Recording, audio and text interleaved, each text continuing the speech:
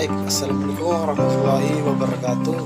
Perkenalkan, nama saya Kurniawan dari kelas 23 2C.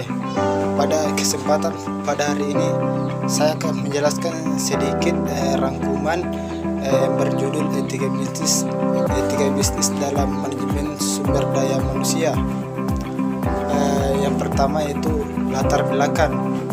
Etika merupakan cara berpikir mengenai perilaku manusia di bawah pangkal tolak pandangan baik dan buruknya atau benar dan salahnya, dari norma-norma dan nilai-nilai pertanggungjawaban dan pilihan dalam menangani sumber daya manusia. Yang handal harus dilakukan sebagai human capital yang dapat dinilai dari komponen-komponen. Yang pertama, perencanaan dan pengelolaan sumber daya manusia. Yang kedua, peningkatan pegawaian. Yang ketiga, pendidikan dan pelatihan. Yang keempat, kinerja pegawai dan pengakuan, serta yang kelima, kepuasan pegawai. Fungsi-fungsi manajemen sumber daya manusia. Yang pertama, fungsi manajerial, di mana fungsi yang pertama itu perencanaan atau planning.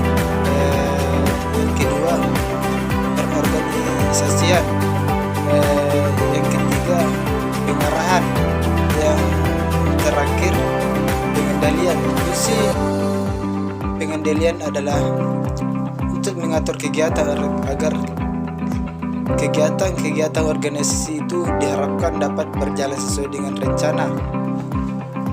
Yang kedua, fungsi operasional. Ada 5, yaitu pengimbangan, kompensasi, yang ketiga penginteraksian, keempat pemeliharaan, yang kelima putusan hukum dalam kerja. Kewajiban karya dan perusahaan. Terdapat 3 kewajiban karyawan terhadap perusahaan, yaitu ketaatan, konsistensitas, dan ketiga loyalitas. B, terhadap 3 kewajiban perusahaan terhadap karyawan. Terhadap karyawan, yang pertama, perusahaan tidak boleh memperhatikan diskriminasi. Alasannya, yang kedua, perusahaan harus menjamin kesehatan dan keselamatan kerja. Yang ketiga, kewajiban memberikan gaji yang adil. Yang keempat, perusahaan tidak boleh memberhentikan karyawan dengan semena-mena. Tindakan perusahaan agar karyawannya berperilaku etis. Yang pertama, pada saat masuk melalui tes tertentu yang dapat mendeteksi kecenderungan munculnya berperilaku non etis dalam perusahaan jika telah diterima, seperti tes kecerdasan, tes psikologis, tes kepribadian, tes bakat, tes minat, dan tes presentasi.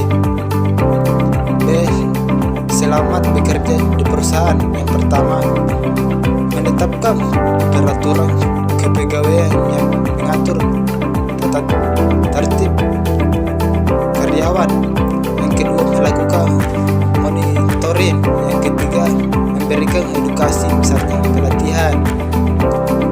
Jadi kesimpulannya, penanaman nilai-nilai etis ini bukan hanya untuk kedisiplinan, tetapi sebaiknya lebih pada usaha untuk meningkatkan kepedulian karyawan terhadap perkembangan nilai-nilai etika yang lebih berarti.